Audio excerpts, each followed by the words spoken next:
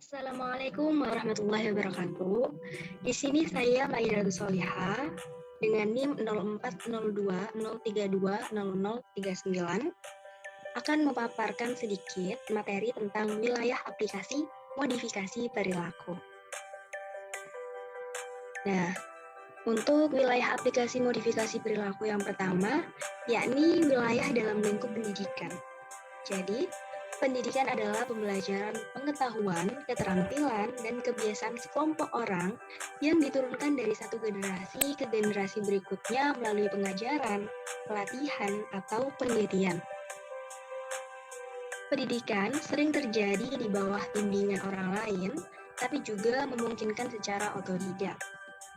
Maka dari itu, yang harus dilakukan pemodifikasi perilaku pada peserta didik di lingkungan pendidikan, yakni dengan mengubah perilaku, mengganggu, dan tidak mendukung pembelajaran seperti peserta didik yang awalnya berjalan-jalan di kelas dengan seenaknya, maka kita yang berperan sebagai pemodifikasi perilaku akan menjelaskan kepada peserta didik untuk tidak bertindak semaunya sendiri dan harus patuh pada perintah guru selagi perintah itu baik. Begitu juga dengan agresif dan mengobrol di kelas dengan tidak memperhatikan guru. Selanjutnya, wilayah aplikasi modifikasi perilaku yang kedua, yakni wilayah dalam lingkup parenting dan manajemen anak. Sebab yang disebut dengan parenting adalah cara pola asuh mendidik anak, bagaimana orang tua memberikan perlindungan, perawatan, dan mengamati perkembangan yang sehat, juga kegiatan hingga tumbuh dewasa. Nah, untuk memodifikasi perilaku si anak, pemodifikasi perilaku bisa membantu anak yang awalnya berperilaku kurang baik, bisa menjadi baik lagi seperti menjelaskan tindakan mencuri itu buruk, lalu mengajarkannya meminta izin dan meminta maaf. Berikutnya juga, modifikasi perilaku bisa mengajarkan anak berjalan yang pada awalnya si anak belum bisa berjalan, lalu mengajarkan bicara pada anak yang awalnya anak ini belum bisa bicara, mengajarkan anak untuk menghilangkan perilaku bermasalah seperti menggigit kuku, agresif, tidak mengindahkan aturan, dan membantah atau berteriak. Berikutnya, autisme adalah kelainan perkembangan saraf yang menyebabkan gangguan perilaku dan interaksi sosial. Gejala penyakit ini lebih sering terdeteksi pada masa kanak-kanak, tetapi juga dapat ditemukan ketika dewasa. Penyebab autisme belum diketahui secara pasti, namun terdapat faktor risiko yang dapat meningkatkan kejadian autis, seperti jenis kelamin, riwayat autis, dan keluarga, serta kelahiran prematur. Gejala dan tingkat keparahan autisme bervariasi. Penderita yang mengalami gejala ringan umumnya tidak mengalami hambatan aktivitas, namun jika gejalanya berat, penderita membutuhkan bantuan untuk menjalani aktivitas sehari-hari. Pemodifikasi perilaku dapat dimulai dengan pelatihan berupa tugas yang paling sederhana, membangun keterampilan dari satu tugas ke tugas berikutnya, sebab anak autis cenderung lambat dan kesulitan belajar. Hal yang dapat dilakukan pemodifikasi perilaku adalah tugas-tugas harus sering dipresentasikan, instruksi harus jelas, struktur yang jelas, umpan balik langsung, dan imbalan untuk kinerja yang ditunjukkan. Selanjutnya, wilayah aplikasi modifikasi perilaku berikutnya, yakni wilayah dalam lingkup manajemen diri untuk masalah pribadi.